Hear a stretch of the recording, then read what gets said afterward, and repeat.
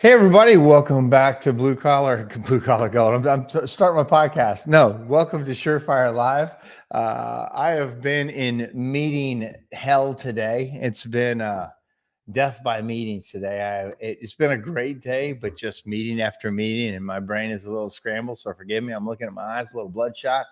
So good thing I got my smoothie and I got some water, so we're ready to go.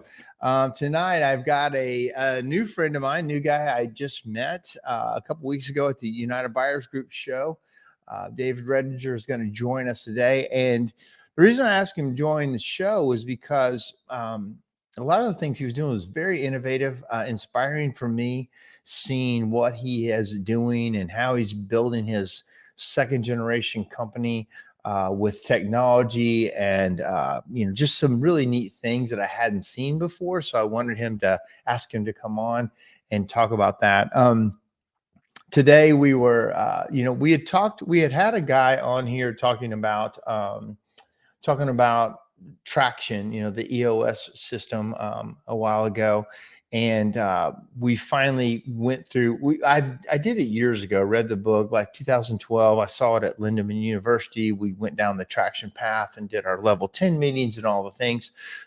And then we did it for a while, and then we stopped doing it. Now we're getting ready to do it all over again. And I will talk about that a little bit, what we went through today. Got a couple early comments. How do we set up SureFire to trade new sweeps? Great question. I'm going to talk about that, and maybe Dave will talk about that too, because he's in the process of doing that. And then Cody Whitwood says, chimney time, folks. Let's do it. That's right.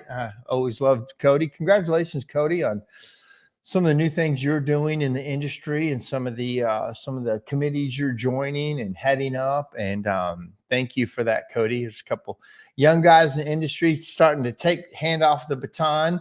And he was on a meeting with a bunch of us the other day. And I know he was probably going, wow, this is the group of people that do stuff. And he's included in that conversation. So I'm sure that was an eye-opening experience of, more board meetings. And board meetings committee meetings can be pretty boring, but they also get a lot done. It's how we move the industry forward. Bart Ogden, hey, Bart, says, hey, hello from Kansas. Love Bart Ogden. Thank you to Bart. He was on that call for committees. He's headed up some committees for CSIA. And some of us are old guys are about to rotate off. Got a final year, but, this is our farewell tour. And loved my time on the CSI board. And it's in fantastic hands moving forward. And I'm ready to move on to some other things myself. And not that it helped stop me from doing anything, but, there's a handoff period and it's all good. About today, one of the things for me too in my own business is handing that business off to the next generation of people who have been with me a while and are fully committed. And Dave's going to talk about being a second generation, so he got handed a business. I'm first generation, and I'm in the process of making sure that I build leaders in my company, making sure that I've built leadership so when I hand it off, I'm not handing off a nightmare. I've got people trained up and people ready, and they're excited about, stage 2. In my case, not necessarily going to my children, or not going to somebody, I know necessarily, but even though I'm not selling it or I'm not going anywhere, I need to hand the leadership part off so I can kind of get out of the way and watch it go to the next level. And tonight when we talk to Dave, he's going to be talking about taking it to the next level. But in this process, you must set the vision for your people. And we're a little bit slower, right now, which is always an interesting time to make your company stronger. Like if you slow down a little bit, and a lot of people, we just finished up a mixed meeting, a lot of people were down, 10, 20%. Some people are not down at all. Some people are busier, but in general, from what I've heard, the industry's down a little bit. It's in those times when you can actually build your business the most. You can actually have time to fix things, to set new visions, to get rid of stuff that wasn't working.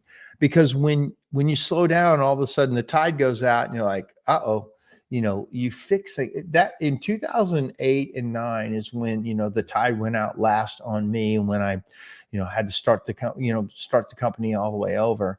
And, but that was the time I created the We Fix Leaky Chimneys campaign. And in 2010 is when I showed the industry, hey, this is what I created when I was getting my butt kicked and what actually worked. Well, it's not that time again, but it can be that time. And that's when you really dig back into your systems, fix them, work on them, and ideally roll them out to the industry when you prove that this worked for us. And there's a handful of guys doing that. We got Dr. Sweep, I think, from Michigan. Hey, buddy, good to see you. Thanks for joining us. Mr. John White, he's one of those guys that's out there hustling too. He's been around for a while, but he's always excited to learn more, and he's a very supportive type of leader, and he's always very interested in growing the company. Mr. Chad, Mr. Author, I believe Chad Murray has written a new book for the industry, and it just came out the other day. And I'm going to actually have Chad on next week to talk about this, his entrepreneurial freedom and book. And he's been funny about having some typos, and I noticed his book had 3 E's in freedom. So it's more of like the freedom from what's it? Mel Gibson. Gosh, I'm drawing a blank. Everybody knows what I'm talking about. But anyway, Braveheart. Anyway, so with that being said, let us bring on Mr. Dave Rettinger. Hey, buddy. Mark, how's it going? Good. How are you doing tonight? Thank you for joining us. I'm feeling free as can be. Free, right? That's going to be, yeah. He said it's a Chad special editions. I like it, man. Freedom should be stretched all the way, all the way. Yeah, you may have hit on something, Chad, being with the typo, but yeah, so tell us about, we met a couple weeks ago, but you've been following Tim Reed, his podcast. Talk about your journey, your second generation. Tell us about Rettingers and how you got in this thing. Thanks, man. And yeah, so I mean, my journey is definitely, I view it as just getting started in a lot of ways, even though I'm over 10 years into this thing. But I mean, I think that's a matter of perspective, right? Like you're, a pretty proven dude, right? You have, book companies. I mean, it's got to feel pretty good to be sitting in your seat, man. And, Thank you. You're an inspiration for sure. And, as far as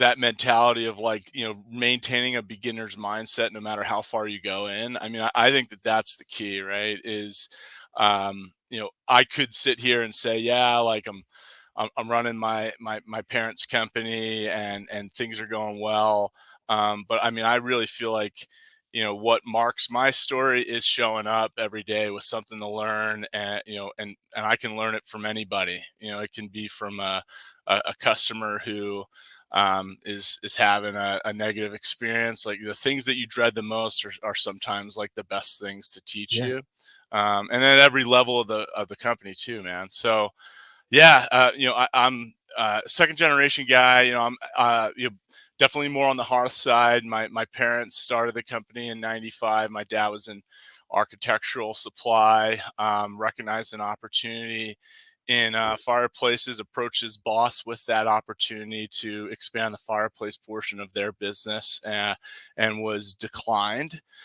So he started his own, and I watched him build it, right from the garage.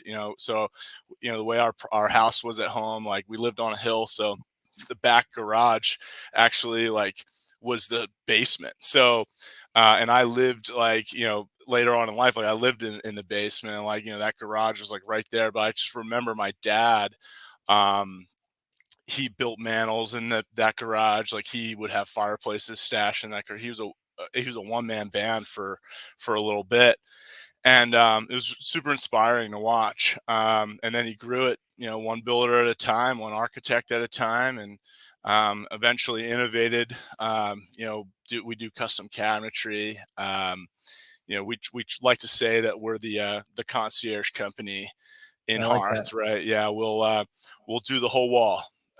Floor to ceiling, wall to wall, create the focal point, from, as my mom would say, inspiration to installation, or from concept to completion, right? So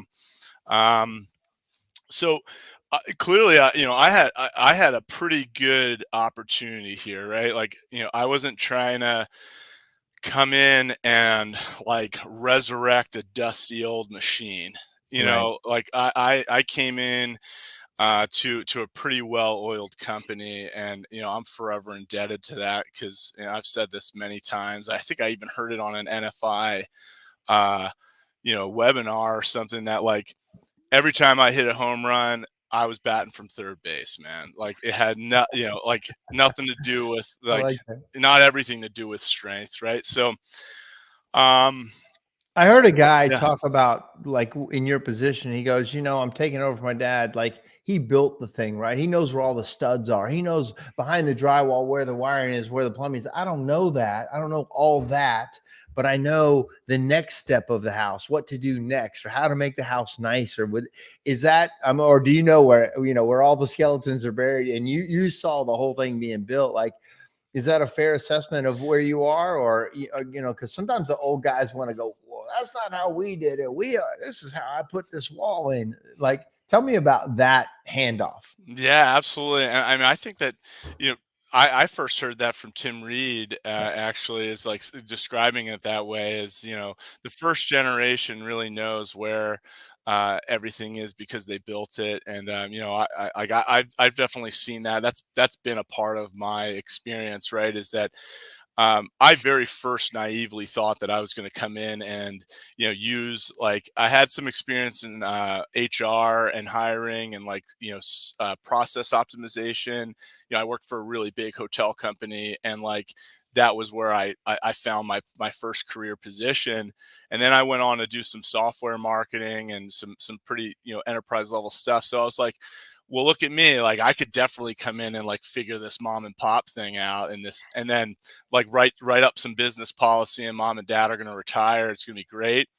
No way, man. Like like you said, like it is so intricate. I mean, it's I don't even know if it's building a house as much as it's building like an apartment complex.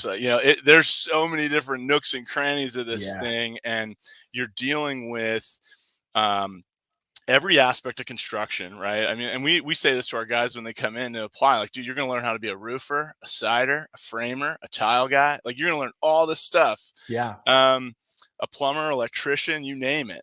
Yeah. And it just touches so many different industries, which I think sets our industry apart from others, which is actually a strength. But going back to like my experience with being second generation, I think once I came in with that kind of like a little bit of a strong like sense of that I'm going to change this, and quickly like kind of humbling to the fact that like, all right, before you change anything, you have to at least understand it.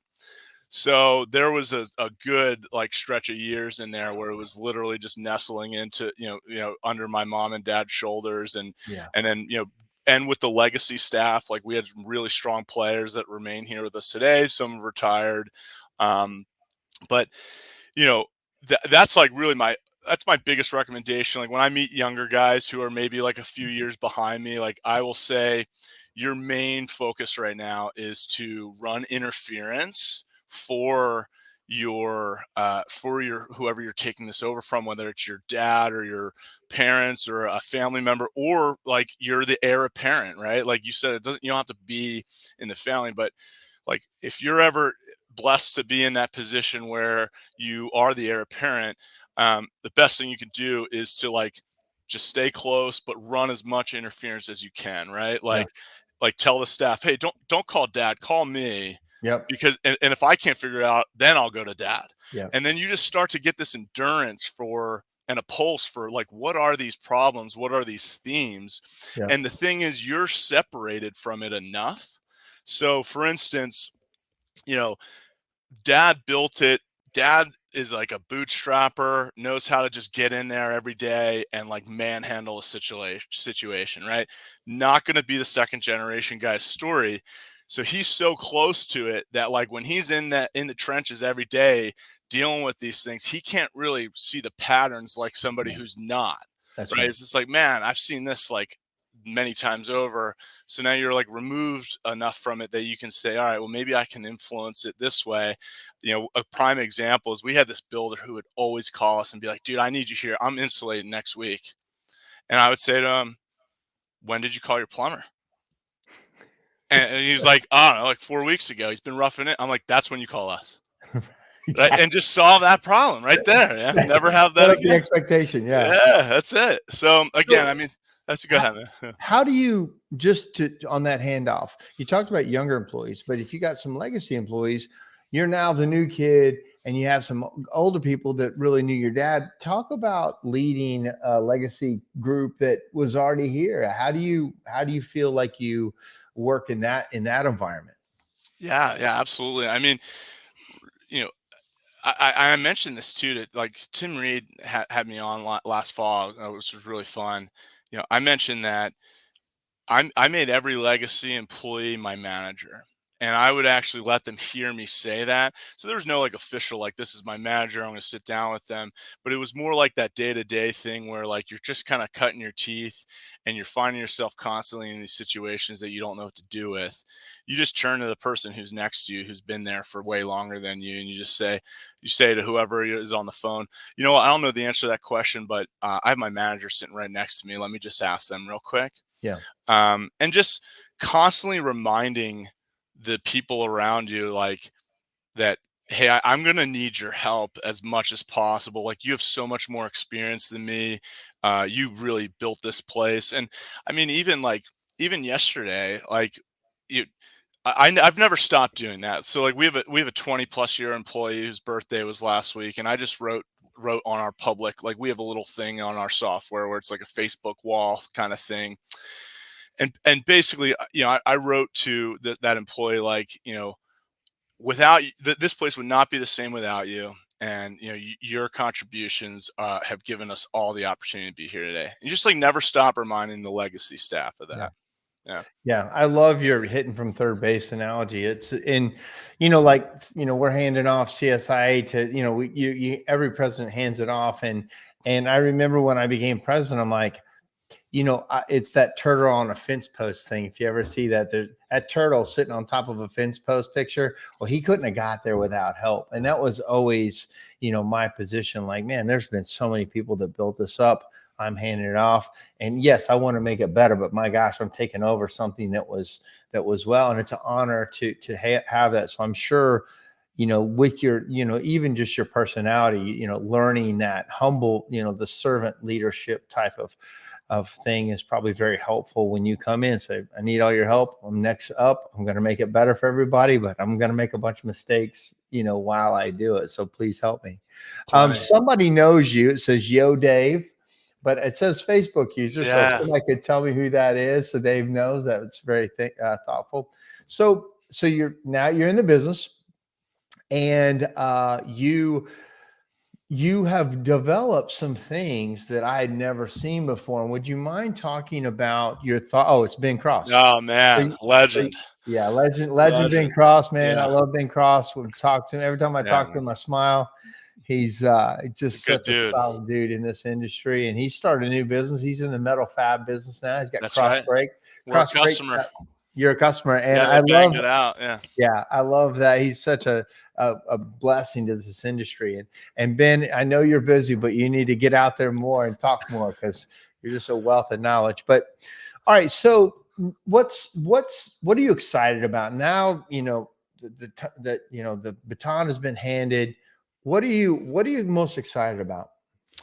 Well, man, I mean, before we move on from Ben Cross, I'm going to say that, like, that man really did inspire me. Like, reached out of nowhere to let me know that they were doing some metal fab work, and I decided to take a drive out to the shop. And those, John and Ben have a super amazing team, and like just being in their room with the training and all that. I came away from that like pretty inspired to do what they have done, man. It's Yeah. really impressive. And like, going back to like what makes me most excited, I think it's what those guys are again years ahead of me in their journey is, recognize, and it's definitely in line with what you're doing too, Mark, is like giving people a piece of the pie, that's for Yeah. sure, right? Is it like compensating based on performance, um, trying to give younger employees an upward mobility path, um, and really just like creating a culture that's just totally unstoppable with developing new leaders, right? Right. I don't like I definitely the one thing that I've made very clear to anybody who's ever worked with us is like, I don't want to do this alone. This is just not a one man band mission. It's too And big. I can't handle that, Yeah. and I'm just quite frankly not interested in, you know, uh, being the king of the hill. I want to be like, the guy who's like pulling people up the hill and then they're pulling me up and it's like, just everybody's going together. So I think that that's probably like the most exciting thing is like creating opportunities for others. Um, and then That's also really like, addictive, right? I mean, you've got, yeah, what'd you say, 35 people that work for you at this that's point, right. Yeah, and it becomes addictive to create opportunities to hand off when they want you to do that. And that's, I think you feel you have that same feeling about it. absolutely. So like, a good story, and this is just because it goes to any position. It doesn't have to just be a revenue generator like a tech in the field or installer. Like, I have a father son duo who works for us, and they're awesome. The dad's doing the purchasing and running the crews, and the son does all of our accounts receivable. But when he first came into us, I was like, maybe he's going to be here for a little bit. Who knows? Like, I had just become a new dad. It was like middle of COVID, so but to see that guy like literally go from just like doing some paperwork and helping us out to literally like he is our comptroller, like who makes sure that all of our inventory is tight for the vent pipe and components used. He's like the guy calling to make the collections, and he like takes his job so seriously. And then I get a photo this week that he just bought his first brand new pickup truck, and his dad sends me that photo. I'm like, this is what I'm talking about. Like, Yes. this is the kind of company that Yep. we are. Now I get to sit in like where my dad see. I'm sure he had that feeling so many times in his career, looking back when it was just him in the garage, Yep. then to where he starts pulling other people up with him, and now to be able to do that at the second wave or the whatever wave we're in. The other thing that's like really exciting about you know like again pulling others up is that you don't know. I think you said it in your keynote last week. I was hearing you speak down in San Antonio. I was like, the leaders are not always the people who like are beating their chests. Mm-mm. They're just not. Mm-mm. So like I love just kind of keeping a pulse on like who's out there to A lot of them are the quiet guys or quiet women, not saying much, but they get their stuff done. They don't raise their hand because they know to do it, they got to do a lot more work. And if they get handed the baton, they'll do it. And I always like watching for those guys That's or exactly ladies. right. That's Yeah. exactly right. Well, that kind of flows into your process of bringing people in and bringing them up. And can you talk about how you've developed that? I'd never seen somebody do what you do with trade schools and how you have it brought into your system. And then after that, let's talk about that system that you are associated with. Yeah, absolutely. Yeah, and I think that this goes back to some of the HR onboarding experience that I had in the past. That like, not everybody's going to be like, like sitting up at night thinking about this sort of stuff. Mhm. But one thing I'll mention is that um, you know, in the process of we adopted an ERP called Striven, and we ended up actually pioneering what ended up turning into what's called the Hearth edition of Striven. And it's basically in that process, the company who developed that ERP when we were going through our implementation, asked me a very challenging question, and it was, what are your recruiting resources or your recruiting sources rather? And I said, well, what do you mean by that? Well, do you like have you identified where your applicants are coming from? And I'm like, we put something on Craigslist or Facebook, or, one time we invested in Indeed. Like, is that what you're talking about? They're like, yeah, but like a little bit more intentional than that. And It's really made me start thinking about this. And it's kind of like when you start to think of a go-to-market strategy is like, who is your customer? Well, it's somebody who owns a house, right? Or it's somebody who does this. It made me start thinking about, well, who is my candidate? And well, it's somebody who likes to work hard and it's somebody who takes pride in what they're doing. All right, well, then where are those people? And then you start thinking about, well, I think that they're walking into this grocery store right here. So rather than me putting like an ad out for Rettinger fireplace everybody knows about us, how would I put like these two pictures of our best employees giving a testimonial of how much they love working here? Right. And then making it really easy for people who see that sign to apply by just texting a phone number. Right. And now you start just collecting, constantly getting applicants coming in. And then, we just put everyone thinks, okay, let's advertise that we're moving. Well, I'd rather not advertise that we're moving because people will find us regardless. I'd rather advertise that we're hiring at our new location. And it's just constantly like getting this visibility into the candidates. And then to answer what you were saying about the trade school is like, I'm now I'm not really competing, against like my competitor for people. Like I'm competing against HVAC companies That's and right. electricians and plumbers and all these other trades companies. Like I'm like people think, oh man, I gotta go find this guy with fireplace installation experience. I'm like, good luck. It's just like it's just not really like what you're after. So Yeah. it's finding people.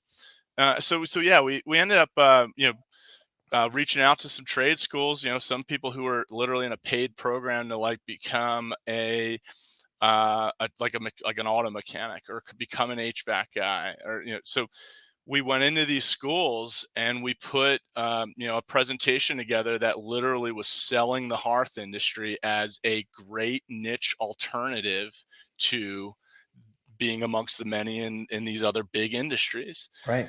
So long and short, we generated a lot of interest there. We were able to make some really great hires. We're still new in this journey. I mean, we started this in January of 22, so just over a year, but we've had some really good hires, and we just started using SureFire to really like provide like almost like a little incubator for these guys to like be the masters of their own destiny. We have this awesome female technician who is just like, she's got like a social media presence and she's just really like a great personality. She's the exact person that we want representing us. And I it's like love that. all these people that we never would have existed or known existed if we didn't go into that tech school a few times and make this presentation. I do have to say one thing. You talk about SureFire, and Dave was on a call earlier with partners, and he was talking to Jim Brewer. And Dave's the only person to ever, Alan Rush pointed this out. He said, Dave's the only person to ever ask Jim Brewer to go into more detail on when he's talking about gas ignition systems and remote controls. Like he's like, Yeah. I need more detail. And of course, Jim lit up. Of course, well, I got more detail here, more detail there. Yeah. It was so funny. So That was great. well, so and I know here's somebody else said, hey Dave, if you can tell us who you are so Dave knows who it is, that'd be great. And then says, I love seeing a local fireplace company on SureFire. Oh, okay. So somebody's local. Dave's in the Philadelphia area, correct? Yeah, we're in South Jersey, just outside of Philly. Oh, South Jersey, right. Yeah. So do you have the ability? I know you looked at did you get a chance to edit that PDF? Oh, yeah. Yeah, absolutely. I think you have a button down there that says share, and then you got to find it on if you can see that. Yeah, but I see that present button. Sure. Yeah. So Dave had one of the things I talked about at UBG was when it's Kyle. Love Kyle. Yeah, great guy, man. Yeah, he's all in too. Dude, he was the one who told me about your book. Oh, cool. Well, thank you so much. I appreciate that, Kyle. So you had a system that I was talking about where when you bring people on, it used to be, hey, in the chimney sweep side, get to be a chimney sweep. That's pretty much the end of the journey, unless you're the owner, or maybe if I build it up, you've got something to do. hearth, I'm sure there wasn't a lot of journey. Like, you're going to be an installer for us, and maybe you get to manage a couple of guys. Like, but you set up a system, like an apprenticeship program, that is really detailed as to what they're going to learn. And so, do you have a way? Do I have to Yeah, do something I'll else? hit that present and Yeah, share do it. screen. Perfect. It says I got 2 monitors. Let's see. Yeah, we'll do entire screen for this one. Cool. Yeah. So I think we're on. Yeah, here you Can you are. see my screen all right? Yep, got it. Yep, All I'm right, going to make. Yep. yeah, let me actually jump you up here so I can still see you if you make any goofy faces. All right, Yep. cool. So yeah, I mean, this is basically the PowerPoint deck that we put together for the tech schools to go in and pitch our industry against some other major industries. So to walk you through, um, we just went over our company and a little bit about like our presence in the market. And then we went about the hearth industry itself, and trying to tie together some of the pieces that make us comparable to HVAC, electrical, plumbing.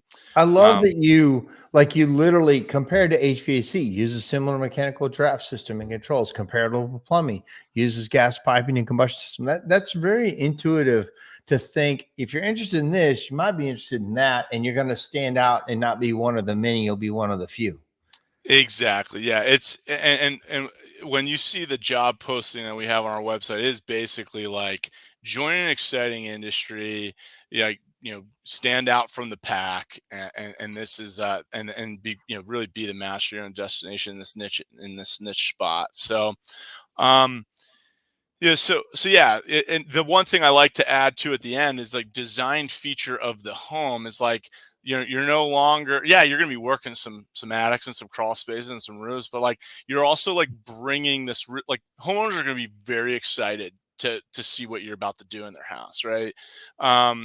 Especially when it comes to like if it's the center focal point of their living room or their family room, and you're about to resurrect it in the case of a chimney sweep, or you're about to completely rip and replace it in the case of chimney sweep or hearth guy, like again, this is exciting. Like people are, this isn't just how many people get excited to replace their handler or their HVAC system. Yeah. I mean, like no one's like, I can't wait to spend that money. But this is like, I've been planning this, we've been thinking about this, and this is a great idea. So I like to throw that in there. And then, the robust products. So let's see what else. So then we tell them a little bit about the apprentice program, how we're going to pay you to get smart. Some of the, industry certs that we provide, and Yeah. some database that we know about, career advancement. And I think you mentioned this, down in San Antonio last week, man, is like, that like everyone wants to complain about our generation doesn't want to work, like the younger generations don't want to work. Totally not true.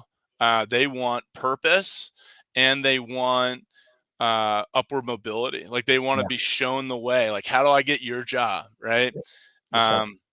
So yeah, we basically talk about, what is the purpose? To become the next generation of leaders in the field of hearth service and installation through continuous education and field experience. I mean, that is the purpose of this program. It's the purpose of you joining. You should want to become the next leader, Right. right? So, and then we set some expectations. One thing in HR is like first 90 days is just managing expectations between employer and employee. And I like that you say that they have to maintain their training journal to log efforts and lessons. Like, you're already handing that to them. This is your journal. You yeah, must keep up with it. Yeah. we expect them to do that, and if like we don't continue to manage to that, and that's where these so we have the helpful resources. We tell them who's going to be training them, showing the pictures of guys with their info. And um just oh, so they know, he took them out, but there was details about each of those guys that, you don't put on video, but like, right, who's in charge, what do they do, what's their phone number, here's a guy you need, here's your mentors. I love this. I have never done this and actually haven't seen it. I really dig that. Cool, man. Yeah, I mean, again try to create like and the other thing too is it makes these guys feel pretty damn important. Yeah. I mean, Yeah. they're like, these guys are, I had a conversation with John this morning, and I was just like, thank you for what you're doing to, like, because I mean, who knows when he's probably gonna, retiring within some years, right? And it's like, just thank you for. I think you said that this is one of the things with Jim Brewer's, like he didn't want to like leave the industry without like, I got to give this gift, Yeah. right? So now Yeah. we're like instilling these guys who built the company with like, you can give this gift to the next generation so that they know what they're doing and that this place goes on. Um, and it's just like, again, what we're talking about expectations is basically first 30, week 1 through 4. And then we got this is like a formal 1 month check-in, where we start coming up with a game plan. Are you going into service? Are you going into installation? What kind of certification track are we on? Some people are like, I want to take the test within, 6 to 12 months. Other people, I got a guy who's been with us for over 2 years who just is sitting for the exam for the first time. Yep. So everybody's a different pace. Yep. And then path forward. We talked to, try to help them start, tying the themes together, right? Is, these are the job types that you're really kind of participating in, so that you're not just showing up and sitting in the truck and carrying a unit in. Like, you should be able to tell me, what did you do today? What manufacturer did you put in? What kind of venting did it use? Like, you should be able to log this stuff and tell us. And then, 90 days, 3 to 6 months, like what we kind of expect them to do in terms of numbers, right? Like, we estimate that in the first 6 months, you might do like 187 installs, right? Like, that's the kind of, stuff that, like, we like to put out there for guys. So I it's like like, that. yeah, Yeah. it's quantifiable, right? And that they can continue to log their efforts. So then, yeah, I mean, these are the minimums that you have to have had at least 1,800 field hours, 20 evergreen sessions. So we have a 6 a.m. to 7 a.m. every Monday morning. We sit and we do book works through SureFire and HPBEF. So So that's what you call evergreen. evergreen, yeah. So I got that concept from somebody else. It's pretty sweet. Where it's just like, no matter what, we're here, man. Like, it'll always be here. It's just, you just come back. Like, you miss a week, we're back here next week. I love Yeah, that. yeah. Yeah. So it's the evergreen. And then, yeah, we got some like other, here's the training matrices, and so, like, guys could sign off on, like, yeah, I want, like, all 3 of our lead guys said that you could do this kind of work, right? And Is then that all? You said you keep up with your logs. Is that all digital? I'm sure it's not. oh, yeah, yeah. And again, like, like I said, we're still early in this. It's like, a work in progress for Sure. sure. Yeah. Yeah. But we try to do our best with logging this stuff. And the other thing, using Striven, we can run reports to see, like, all right, how many rough installations has, so and so been on. Yeah. So that obviously it's like a little bit minutia, but it's something that we can run those reports on. And then we show them the standard issue equipment, some career. So this is what you were talking about, is they want a path, right? So, like, you can go from being junior tech, then the lead installer, senior, and then when you get your MHP, you're pretty much like, you can start managing people, training people, all that kind of stuff. So, Speaking of that, Cody Whitwood just got his MHP. Congratulations. He was early on well tonight. done. Congratulations to him. Awesome. Very exciting. Yeah. So, and this is what I mentioned, that ad outside of the grocery store. Like, this is what it is, man. Is like, we show these guys, basically telling their testimony about working here, Yeah. and how it's a great spot. So, and then we have the text to apply. Like I said, you got to make it easy. So, have some sort of number to text. And then to go to this link, actually, it'd probably be easier if I jump over into Striven and then show you. Here's our careers page. Like, that link will jump you into this. You click apply, and it brings you right into a Striven form where it dumps it into the manager's dashboard where you got a new application. And then this is the other part where we're just kind of selling them on the industry here. Yeah. So, yeah, And that's our play. And then it was neat. It dumps it into the manager's platform, and then the manager can look up and see how many new applicants you have. Like you open it up and you could see their resume, and you had a really just great flow of how to come work for you. And that was, I love what you've built there. Cool, man. Yeah, I appreciate that. So there's a question for you. Chad asks, do you find the trade school prospects are at all disinterested in more schooling or training? Man, that's a great question. So, like, from my experience, we've hired, I think, 3 people, like, from who are literally in the middle of their program at the tech school, and we've encouraged all of them to, like, finish your schooling, don't leave. But I will say that, like, most of them kind of see what we have to offer, and they're like, all right, I'm no longer going to pursue this, like, electrical license thing, or, like, they'll actually just, like, come and work for us, and it's like, oh, this is a better opportunity for me. So I don't think that the trade schools have picked up on that yet. But, like, Like, every time they present, we lose students. exactly, like, I don't think they've picked up on that. But, like, I mean, that's, so and then also disinterested in additional schooling and training. Like, man, if that's them, then, like, they're just not a good fit, right? Is that, uh they should be, constant learners, and, like, always, Yeah. wanting to, like, to know that, like, just because you have this, like, training at this school doesn't mean that you can necessarily go out and do it. It's just like saying, like, if you were to go through and get your CSIA or your NFI, like, doesn't mean you really know how to go do it. You know, Yeah. right, it doesn't. And Right. to your point, the younger generation is more likely to be the constant learners.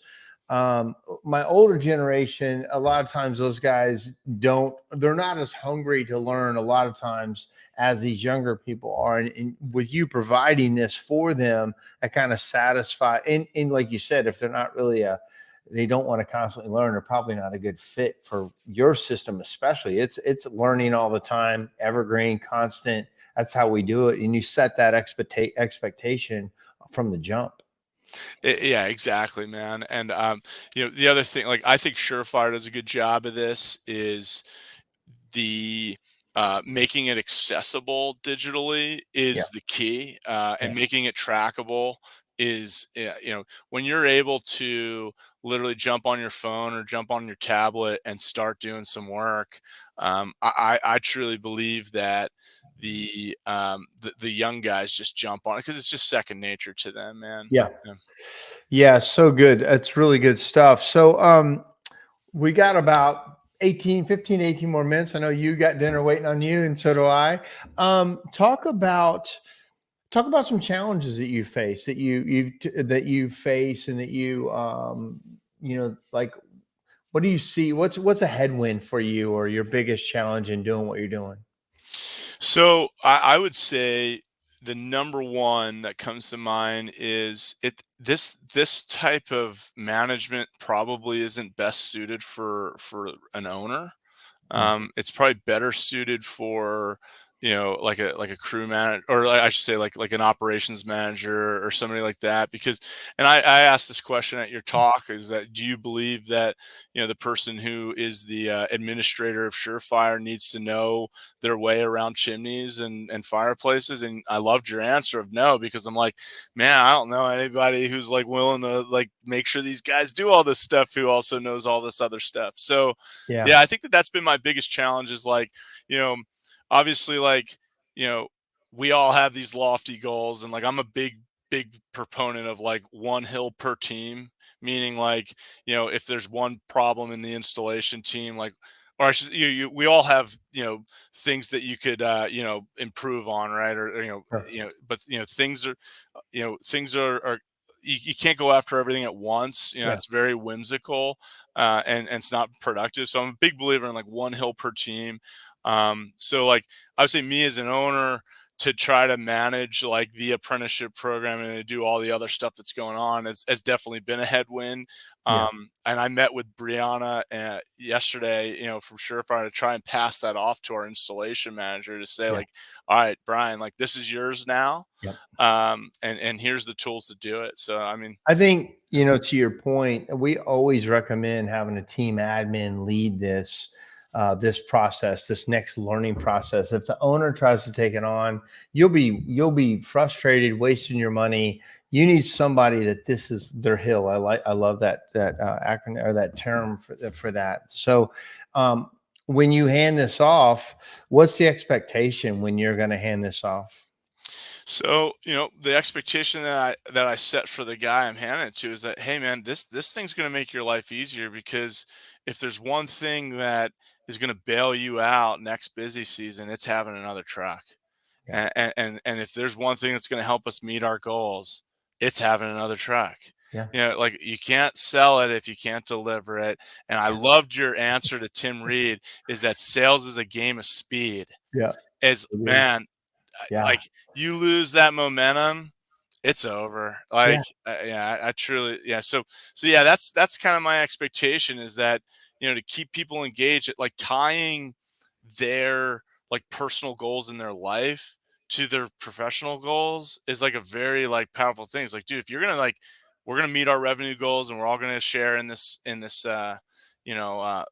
prosperity, we still have to like find the path there. And this is a path, right? Like SureFire is a way that you can add another tech, and track these guys. So, I think that's like, to me, that's like next level leadership. What you just said, like meshing the two instead of, hey, this is a job, get used to it. I hired you to do the job, do the job, or I didn't need help doing it. Like there's that old school kind of thing that can happen. But the next level is the travel together. Here's your goal. Here's what we need as a company. Let's put these together. You're probably gonna have to push them up a little bit. They're gonna have to, hold their ground on certain things so you can get there together. So Bart said, this is the way. Like you're the guide. You're saying, here's how you succeed in here, and I want you to succeed. It's good for your heart.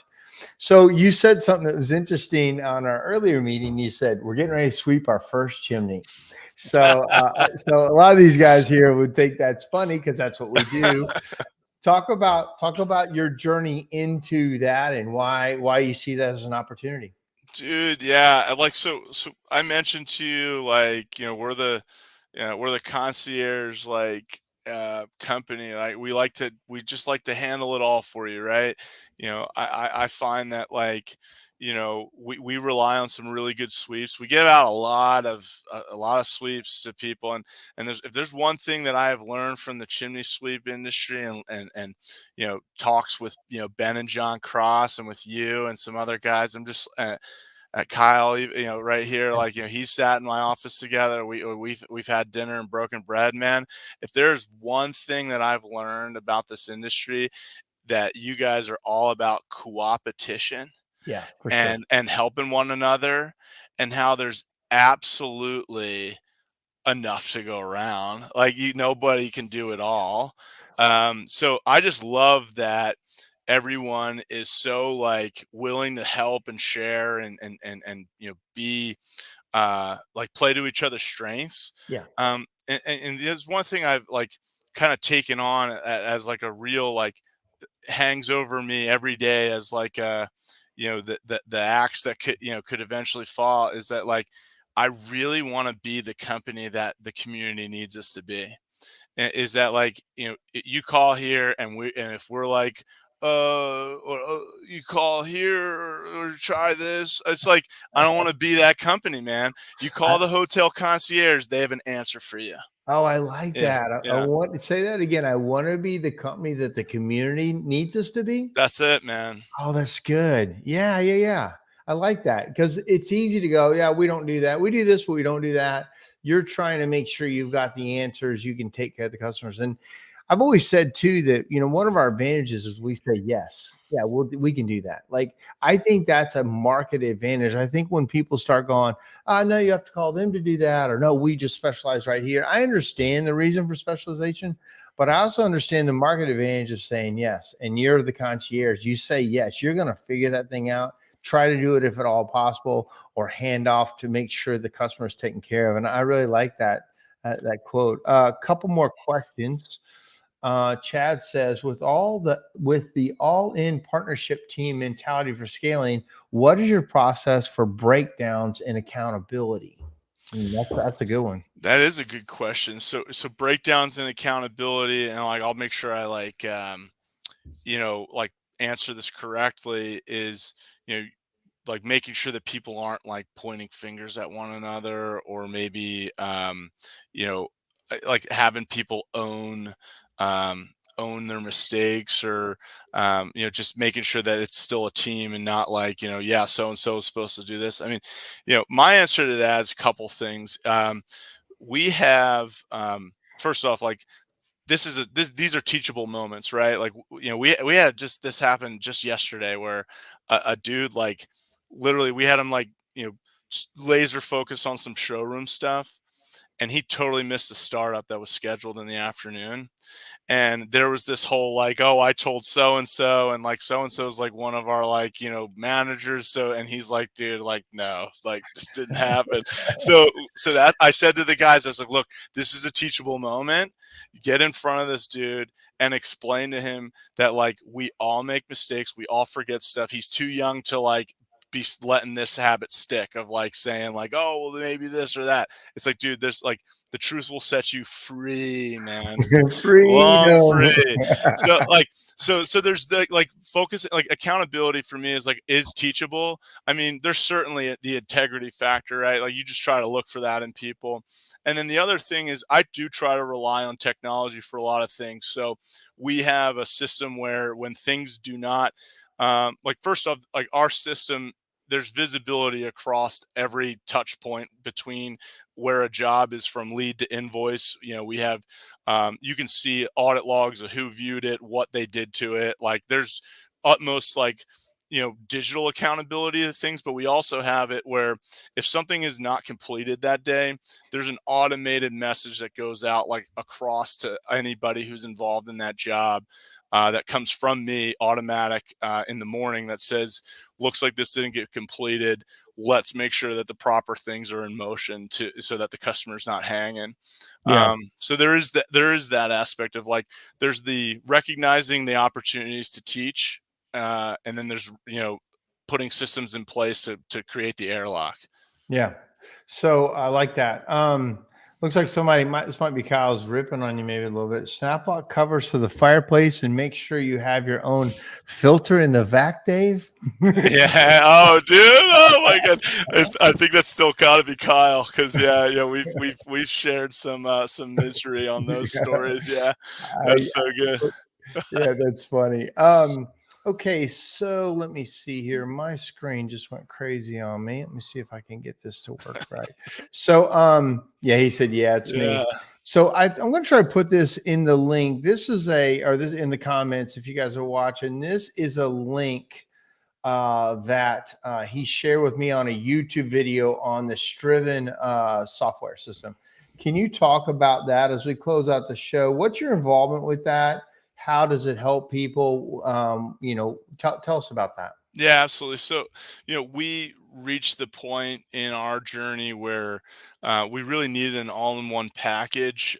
So, we were using an accounting system, we were using a job documentation system for installation reports and service reports. We were using Outlook for scheduling. We were using this other thing that text customers, and like everything was all like scattered. Striven was the all-in-one. So, like, if anybody's ever heard of NetSuite, that's what, like, massive companies with crazy budgets use. We are not a massive company, and we do have a limited budget. So Striven gives us the NetSuite vibe at like a very reasonable, like, comparable to some really affordable systems, price. So the Hearth edition is basically like the thousands of hours of customizations that I build into it, So month you over were month. like a Yeah. developer for them, or Yeah. they came to you and said, "Hey, we don't have this piece of the pie," and you worked to develop that for them. Essentially, like, they recognize that like field service companies are not necessarily all going to have people that are willing to put in the effort to customize it to the level that's needed in order to adopt it quickly. Right. And that was me. And then obviously, like, the thing just keeps getting better, right? So and it's also a great feedback loop, right? As companies start to adopt it, they're doing it this way, we're doing it that way, and the thing Right. just grows into something because it's a customizable system. You can literally take the Hearth edition and get like 3 years worth of work that I've put into it right at day one. But like, you get in there and you start tweaking it and messing around with it. It's something that's so simple to use and start like learning. If you have some sense of it's not a like no brainer, right? Like, even if you were to develop Service Titan, I mean, that takes work, man. But once you get it dialed, like, Yeah. anybody will tell you, man, that was worth that work. And Right. I feel like that's what we have with Striven, and we're trying to make it more and more accessible to those who want to do like an all-in-one system where they're accounting, field services, installation, scheduling, and purchasing is in one place. How long have you been using that system or been working with them? We're in our third year. Third year. Yeah. Right. And so you know what I lost? I was looking through my banners that I created for you. I lost your email banner that I wanted to. If people want to have more information, give me your email one more time, and I'll put it Oh, across. sure. Yeah, it's David Huh? at rettingerfireplace.com. Fireplace.com. I think I got that right. Add banner. Is that right? Yeah, that looks good. Okay. Yeah. So if you're watching and you're interested in what Dave is using for his company, and I've looked at it, so impressive. I've only seen a little part of it, and it was very impressive. So, Yeah. man, you've been a great guest. Dude, thanks, man. Yeah, And and dude, Bart asked a question about mobile. So basically, like, it's a it's a browser-based system. yeah. So what you view in your browser on your desktop gets scaled down to what you view on your tablet, and then that gets scaled down to what you view on mobile. So it's a web application, right? So it's like just like going to a website. Mhm. You have all the same functionality now. Certainly certain things are not as easy to use, and because it's browser based, and I think that this is similar to or because it's web based, similar to Service Titan. Like, if you're in a bad service area, like, it doesn't work that great. Like, Yeah. so there's limitations to that. But anyway, I just wanted to make sure I answered that question. Yeah. Oh, thanks. I missed it. My screen went crazy on me. So it's Kyle, Dave. I'd love to see that program. So you Yeah, got man, you text me. yeah. Yeah, cool. All right, brother. I appreciate it. Thank you so much. You've been a Dude, big this part was of my fun. day today and very helpful. I think people really learned a lot from you. I definitely did. And so I appreciate it, man. I'll close Yeah, out the show. Have a it's good my night. pleasure, Mark. Thanks for having me, man. Yeah. Take care, brother. Man, that's man, I love what he's doing. Let me close this banner out here. I've got a crazy screen problem I got here, but oh, it didn't close out. Hide. Got it. Okay. Well, thank you so much for joining. Thank you, Dave, for joining us tonight. He's a busy guy, man. He's a hardworking guy. I mean, my gosh, he's developed a lot of stuff. Plus, ran a chimney business, and so very inspiring. And I'm really interested in getting the hearth industry to tie into the chimney industry and vice versa. And because we all can do better, we all can grow this industry, and we need to cross pollinate a lot of these things together and not be separate. And I do know that CSI side is working a lot with HPBA to do a lot more cross pollination for that, because that is really, we're stronger together and better together. With that said, next week I believe my guest is going to be Chad Freedom. I'm going to have him on here. And I think we're going to have to come to you an hour later next week because I've got an event. We're actually filming a video for my company, and it's going to go into a little bit later because it's a certain time of day, which is a better time to film. So I'm going to get pushed back a little bit next week. And then after that next week, there's a certain group of people with SureFire that's in the SureFire Accelerator Mastermind program. And we have our annual getaway at Punta Cana in the Dominican at an all-inclusive. So we're going down there. So you'll see some stuff from us down there in that group. We probably will look for a few more members of the accelerator group coming up. And we may look at another accelerator group for the hearth industry as well.